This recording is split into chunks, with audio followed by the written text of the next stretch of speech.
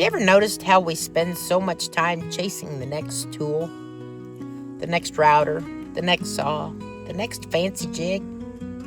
We convince ourselves that if we just had that tool, we'd finally build something amazing. But after years in the shop, I've started to believe something different. The most important tool isn't hanging on the wall or laying on a shelf. It isn't plugged into the outlet. It doesn't have a brand name. It's these two hands.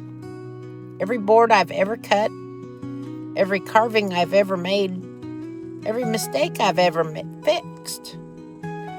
I started with these hands deciding to begin. Wood has a funny way of teaching us lessons. Every knot reminds us life isn't perfect. Every crack reminds us things can still be beautiful after they've been broken. Every rough edge reminds us that patience can turn something ordinary into something worth keeping. And isn't life a lot like that? Most people are waiting until they have more money, more time, more experience, better tools, more confidence. But wood doesn't wait. A tree spends years growing before someone ever sees its beauty. The grain forms one season at a time, slowly, quietly, without applause. Maybe that's what we need to remember. The things worth building usually happen the same way. Not overnight, not in front of a crowd. Just one small cut, one careful decision, one faithful day after another.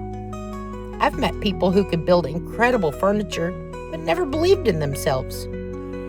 And I've met beginners with inexpensive tools who built something that their grandchildren will treasure forever.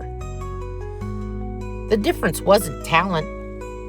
It wasn't the tools. It was the courage to start. Because every heirloom was once just a rough board.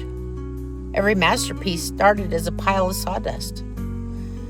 Every craftsman was once someone who didn't know what they were doing.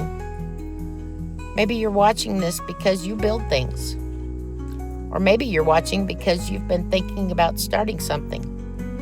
A business, a project, a dream you carried around for years.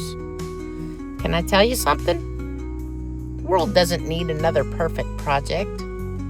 It needs more people willing to create, to fix, to build, to teach, to leave something behind that says, I was here. When people look at something you've made years from now, they probably won't remember what brand of tools you used. They'll remember who made it. They'll remember the love that went into it. They'll remember the story. Because in the end, woodworking has never really been about wood. It's about people. It's about passing something from one generation to the next. It's about taking something ordinary and giving it purpose.